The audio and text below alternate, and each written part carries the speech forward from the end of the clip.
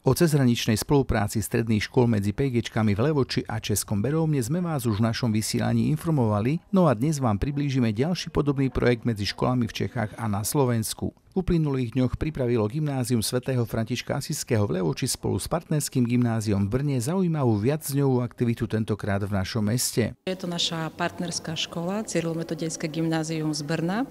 Prišli k nám opäť na návštevu, pricestovali v pondelok večer, no a utorok, streda a dnešným dňom, teda dopoludnia, končí ich výmenný pobyt u nás. Mali teda bohatý program. Snažíme sa nadviazať priateľstva, snažíme sa inšpirovať navzájom. Nie je to len vlastne o štúdiu, ale naozaj o tých vzťahoch. Toto je naozaj taký najdôležitejší zámer celého toho projektu. Vzájomná spolupráca oboch gymnázií spočívajúca na výmenných projektoch začala ešte pred covidom, ktorý však celú aktivitu na istý čas utlmil. Tá sa však opäť na novo rozbieha. Spolupráca začala v roku 2015, je v niekoľkých častiach, toto je už 4. časť. Trošku nám to covidová situácia potom zmiernila, zbrzdila. Potom vlastne v covidovom období sa nám podarilo opäť nadviazať partnerstvo. Sme veľmi radi, že prišli. My jsme strašně vděční za to, že se to obnovilo po covidu, tady ta výměna, protože si myslím, že pořád si máme co dát, hlavně z hlediska vztahů, kultury, ale i tady nabírání zkušeností. Jsem rád, že pokračuje tady ta výměna mezi školou naší a tady levočskou.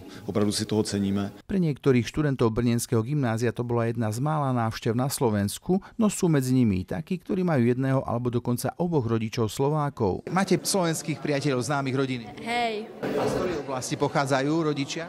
Tatínek z východu a maminka ze západu. Neměl jsem na Slovensko žádný názor, jenom to, co se říká v médiích. A teď jsem sem přijel a jsem nesmírně mile překvapen, jak Levoče nádherně vypadá a jak si ti lidé mile chovají. Partnerské skupiny z oboch škôl sme zastihli na spoločnej prehliadke z rekonštruovaného prízemia historickej radnice.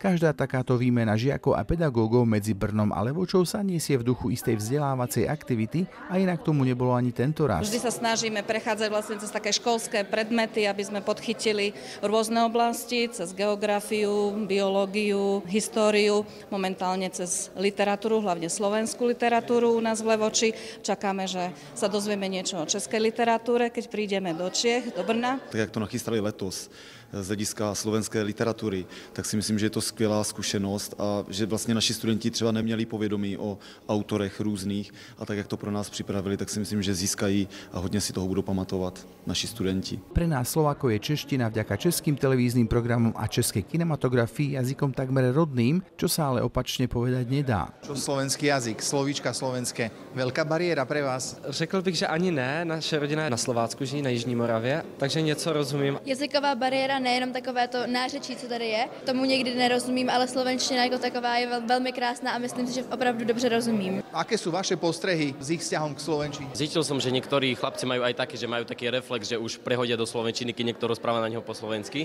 Akože je to také trošku, že nejde im to až tak úplne, ale vedia veľmi pekne aj povedať po slovensky. A ako Vojtech Vilém priznal, v súvislosti so slovenčinou zažil aj jednu úsmevnú situáciu. První den se mě ptali, jestli můžu dostat vepřové nebo kuřecí a to bravčové. Já si myslel, že je to z brouků to maso. Úplně jsem se vyděsil, co mi to nabízí, naštěstí z brouků. Jako malí broučci.